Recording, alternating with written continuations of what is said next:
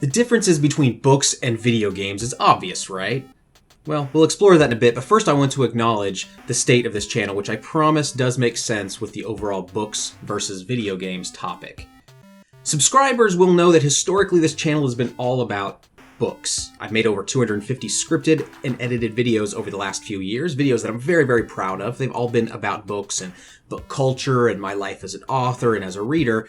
Then gradually, beginning in about February 2014, book videos transitioned into podcast videos, and then into vlogs, and recently, videos about video games.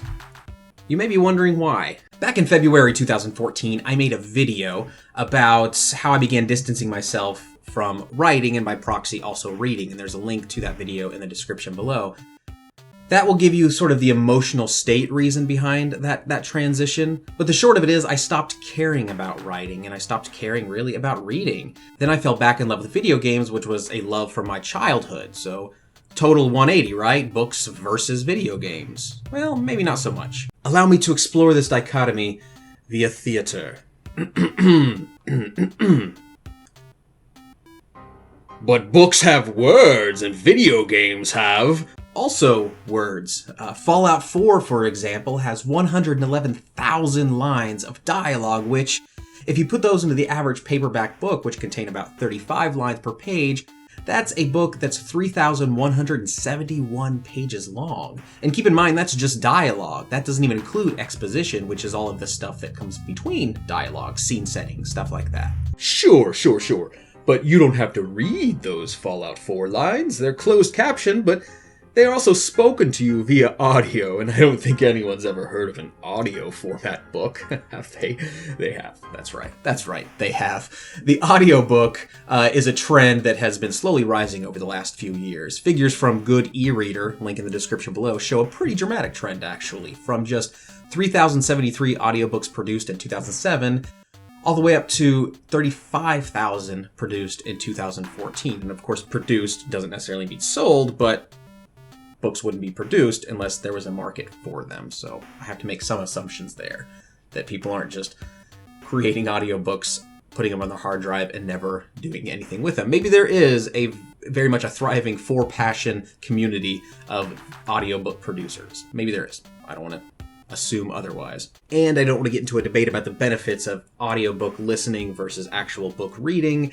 However, if you are interested in that debate, I have linked a Forbes article in the description below, which is a really good place to jump off and start exploring that topic on your own if you would like. But novels deal with emotion and have a stronger narrative investment than video games. I mean, there's not a single theory of the mind that explains the brain's response to narration despite the medium. Oh shit, I can tell there probably is based on the look you're giving me.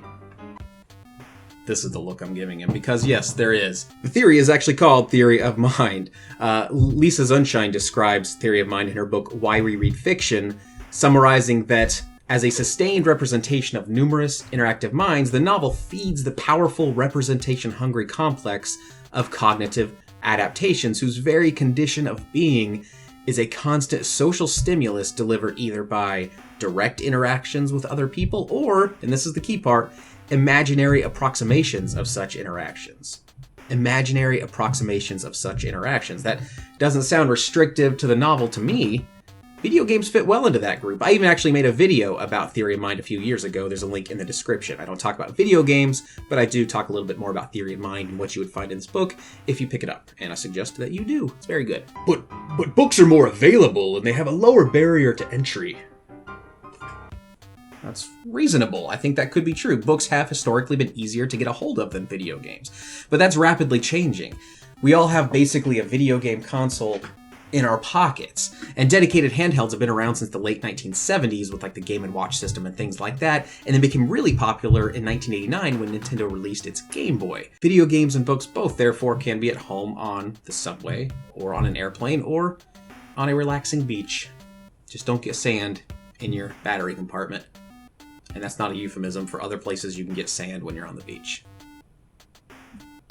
It should be, though. But video games can be pretty dumb. I mean, you've got to admit that, right? They have puzzle games that have no emotion or narrative. Plus, there's those clicker-type mobile games, and those require no real cognitive investment at all. not really. You're probably sensing a trend here, right? I set it up with a fake dumb guy, kind of highfalutin mustachioed look, and I come back with rationale. It's my thing. It's what I'm doing here. Sure, that may be kind of a little bit true in some senses, but for every book that attempts to be intellectual, for example, Infinite Jest by David Foster Wallace, a book that I still have yet to finish, no matter how often I try, there are plenty of entertainment-focused ones to consider, like Spaceballs the book, based off the movie, by someone named Bob Stein. Sorry, Bob Stein, I'm assuming that your book is probably entertainment-driven. I haven't read it yet.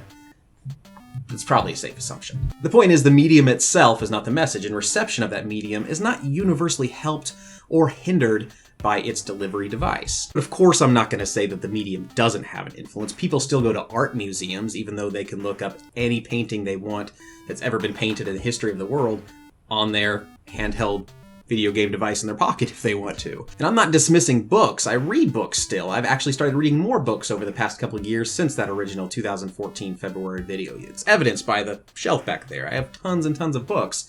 I read a lot. I'm just defending video games, and perhaps more importantly, defending my ability to choose what this channel is and what it may become in the future. For all of you who've subscribed to this channel in the past for book content, I ask you to stick around for a while. You may enjoy what you see. And if you've come to this channel based specifically on my charming personality, well, stick around because I'm still using that in the video game content that I put out. And for those of you who recently subscribed, coming here specifically for the video game content, I very much urge you to check out some of my older videos. You may find you like what you see and hear. Thank you so much for watching. Please subscribe. And until next time, I've got some books to play and some video games to read. See what I did there?